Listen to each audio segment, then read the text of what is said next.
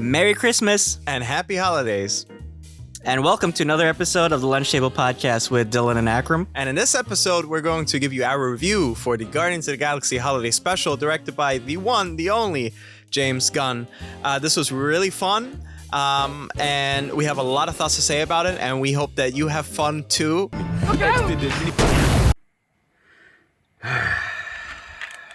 Stupid car. So, Dylan, without further ado, why don't you give us give you your thoughts? Yeah, I think it was a wonderful way to finish off Phase 4. It was very cute. I liked it. I really enjoyed it. We get to see what the Guardians are up to after, I guess this takes place after Thor Love and Thunder. Oh, yeah. But I enjoyed it. It was a nice little holiday send-off, and I'm glad, James Gunn directed this. But yeah, what were your thoughts on it? Oh, yeah, I had a lot of fun with this. I'm just going to say at the end, I'm going to rate this really high just because I had fun with it. It's not like a thing where it's really deep. I think the sentimental value is even more stronger here. And I think, again, it's really fun, the little dynamic between Mantis and Drax. I love that. There's such a hilarious duo. Mm-hmm. And yeah, we got Kevin Bacon here. So Yeah, that was awesome. yeah. Yeah, no, just the little cameos and references we'll probably touch on. I was actually surprised because they actually made some off-franchise references. I thought that was really interesting. But yeah, it starts off with a cute little animation, which is cool because it's owned by Disney, so I like that they took advantage of that. And it's this little retelling of Peter Quill's first Christmas, and it actually goes into because Yondu, when he first kidnapped Peter Quill, he wasn't used to his Earth customs, so he actually has a Christmas tree with Kraglin, and I thought it was cute because it actually showed how Yondu's little troll doll collection started. But yeah, what did you think of it? Yeah, I love that animation. It's very different from What If, so I love how they keep having different approaches for animation in general. And of course, Yandu is this hard ass in the beginning, but later on we figure out something very sweet. And it makes me miss Yandu a lot too. So I think that brings that back. This is kind of this callback to Guardians of the Galaxy Volume 2 rather than Thor Love and Thunder. So I kind of wish that we got some insight on or at least some teases of where's Thor or blah, blah, blah, or how is Thor doing, something like that. But it's a very it doesn't really feel very much part of the MCU. It feels like its own thing, which is funny because this also takes place on Earth. And the way how they handled that was very little locations. It wasn't this whole overarching huge thing. And we got some locations like Nowhere, which Nowhere looks really interesting, actually. We never got to see Nowhere like this before. Matter of fact, this game, I'm about to say a game. This special does remind me of the Guardians of the Galaxy game. It feels like a side quest, and I appreciate that. And also, I want to get your thoughts on how buff Groot is. I am so shocked from I Am Groot to now. That guy went through a breakup. Let me just say that. He's been training with The Rock or somebody. Yeah. Yeah. They must have put whey protein in his fertilizer or some shit. I know. That man was so swole. I was holy fuck. They must have literally had Vin Diesel in a Groot costume. I thought that was it. Yes. I felt violated because what happened was I felt weird because the beginning, first of all, the beginning with the song was so cool. And then all of a sudden Groot was there and he has babyface Groot, but big body ass body. And then all of a sudden he's I am Groot. I was yo, he has a baby face. That's so weird. I guess he must be he's probably a young adult by now because he looks so much different from the first Guardians movie. Yeah. Where he kind of looks a little more older. Maybe I don't know how long. Yeah, this is probably who knows how fast or how slow Groot species ages. Or maybe he just wants to be stronger just to be. Maybe now he knows. Or maybe. I got a feeling a big fight's gonna happen then in the movie. Something's in that fertilizer. That's all I guess. He went through a breakup. He went through some trauma and he had to get it out. He's on IG posting right, gym TikTok. He's doing little poses. Right. It was funny though. Yeah. But yeah. So the premise of the story is basically Mantis and Drax are the focus of the plot, and they want to get Peter Quill a cute little present for Christmas. So of course they go to Earth and they remember how much Peter talked about Kevin Bacon was this big hero. Yeah.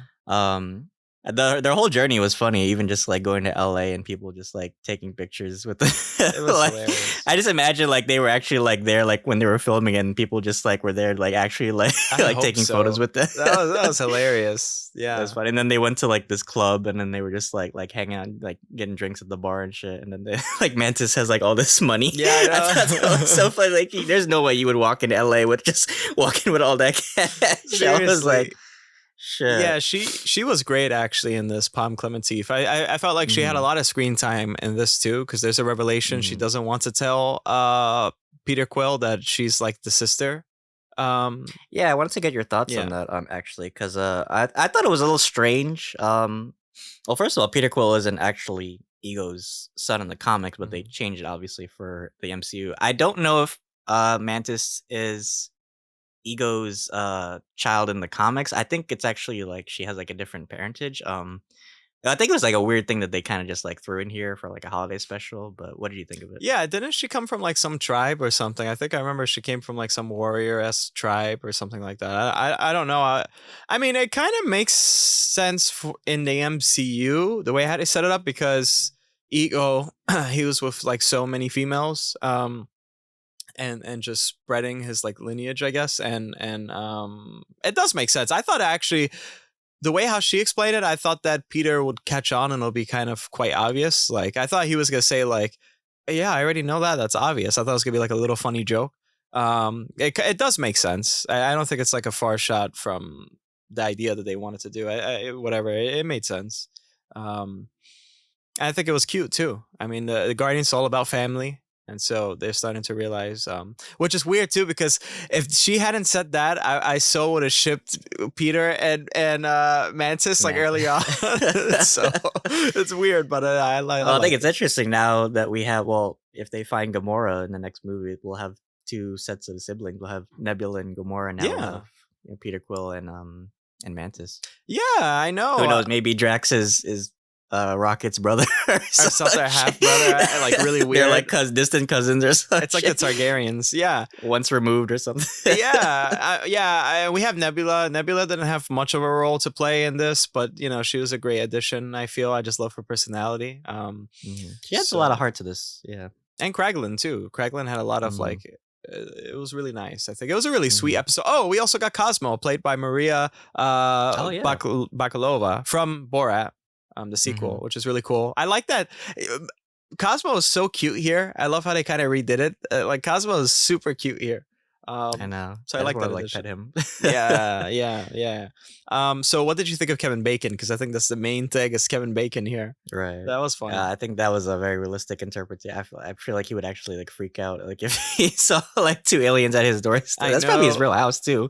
I mean, they showed like most of LA. I thought it was funny too because they actually like had like a picture of like all the celebrity houses, and as they were going through each house, you saw like the faces of the different celebrities. Yeah, and we actually saw like John Cena, like Arnold Schwarzenegger, Margot Robbie. I thought that was so funny. Yeah, and Kevin Bacon actually makes a reference, which I thought it was interesting. He actually, because they were talking about like how like he's like a hero and stuff, and Mantis like uses her powers and she's like, I want you to act like a hero, and he's like, oh, I'm Bruce Wayne, I'm Batman. I was like, oh shit, they're actually going to like making a DC reference in a Marvel franchise. I thought that was very ballsy. It was really like kind of meta. It was really funny. I loved Drax's like reaction to that as well. Who's Bruce Wayne? It was really hilarious. And plenty of cool Easter eggs here as well. In this whole thing, I think. And it's Mark really Hamill was in this too. Did you notice that? Where? I think it had to be. It looked like a lot like Mark Hamill. It was like some guy just randomly drinking. Oh, I didn't know that. Rewatch that because I swear to God, I thought that was Mark Hamill. I mean, I wouldn't be surprised if it was. I wouldn't be surprised now.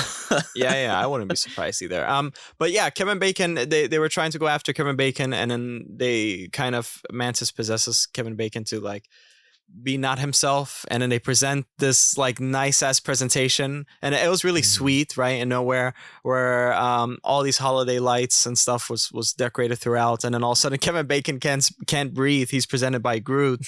Kevin Bacon's like some sort of present coffin, and I like that. I kind of figured Peter would like say, we got to get him back, and I love that conversation though. That after Mantis like got rid of the effects of her thing.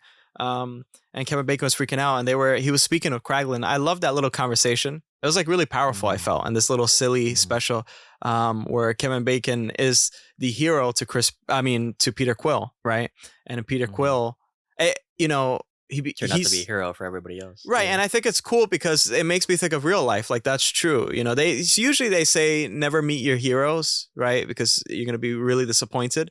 But at the same time, too, it's like our heroes inspire us, and I think that's really relevant for the MCU. Like for example, Peter Parker. You know, he's a big fan of Iron Man, and look, he's Spider-Man now. Like I think that's really sweet. So yeah, it's like it was funny because they were talking about like how much they hate actor. That's the whole scene. Oh, that was funny too. They're yeah. like, oh, he's an actor. Even Nebula, she was like, oh, thank God he wasn't a shitty actor. I was like, oh fuck, wait till they meet Ezra Miller. Yeah. But yeah, like I think that's true. It's like even though like certain actors might be toxic in real life, at least the idea of seeing somebody on screen might inspire you to like, you know, be a bigger person, right? So I did enjoy that. I think that was cool, and that whole like song they did, I think, was cool too with that band. Yeah, he came back. It had like a very like Blink 182 like vibe going on with that song. I thought it was cute, and that whole Nowhere Town. I feel like they're gonna make that a fucking like Disney like attraction one day, like for Christmas. That makes sense. You just walk in there. I would love to go there. Shit, that look like a great town. Like I'd rather have that than Christmas Village in Philly. Right. Yeah. No, it was really sweet, and it ended on a high note, where Mantis tells Peter that I'm your sister, and that's the present, and he also tells a story about like the second story of like what actually happened with Yandu. So and we see the blasters. Yandu gifted the blasters, and I think that's so sweet. It made me miss Yandu so much. I know. Great ass ending. Yeah, because you think Yandu's like a Grinch, but then at the end of the episode, we get like that father son. Man, that made me think of that one cutscene in Guardians 2 where like, you see like young Peter Quill with the blasters and Yandu's there like training with them. So I think that's really sweet. Yeah, I loved it. This was a great little like, you know, special. I want to know how Nebula got Bucky's arm though. Oh yeah, that was a gift. That was so funny. I want to know like, oh too. Shit, that shit was vibranium too. That means she got that from Wakanda. It's from Wakanda. That's from Wakanda. Killmonger comes back to grab it. Right. The Dora Milaje ends up there. Yeah, I wonder. Yeah. That's hilarious. So I wonder if he has a new arm like now or something. But yeah. Yeah, it was wonderful. I enjoyed it. If I had to rate it, I'd probably give it 8 out of 10 for me. How would you rate it? Yeah, I would give it a 10 out of 10 because it made me feel great. And a lot of shows we feel very bad. Like most of the shows that we review, there's so many dire stakes and stuff like that. And this is one of those things where it's not really meant to be so like narrative driven. It's sentimental. And I think it did its job. Yeah, all the Guardian movies feel like that. It feels like you can just kind of like breathe after all these like serious movies from like each phase, right? And then the Guardians is kind of like you can just like relax and have fun with it, right? So I really appreciate, you know, that James Gunn adds that level of comfortability with these movies. But yeah, I was surprised they didn't tease anything for Guardians 3. Yeah, that was a rumor. That was supposed to be the end credits for this holiday special. There was supposed to be something for Guardians 3. There wasn't. I guess it's not finished. I guess the VFX people are still having it hard over at the Marvel Studios. So I don't know. We did get an end credit, but it was just basically Groot being dressed up as a Christmas tree, and that's really about it. So it was just him like in the gym.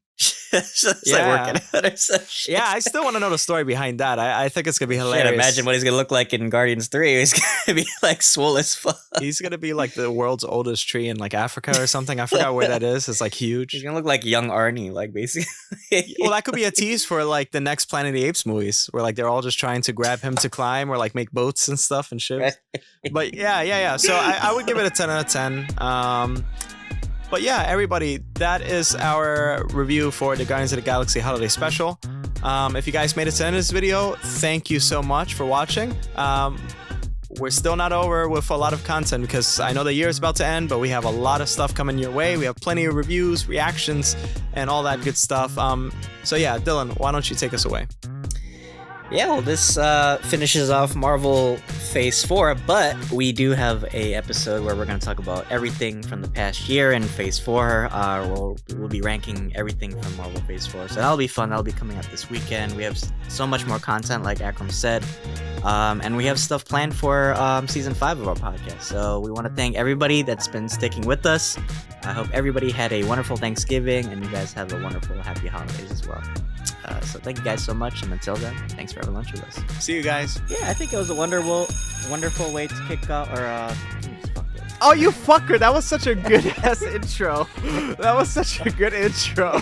I feel like to spit on you, and my nose was dripping too while I was doing that. I sacrificed so much. Fuck, I did so much.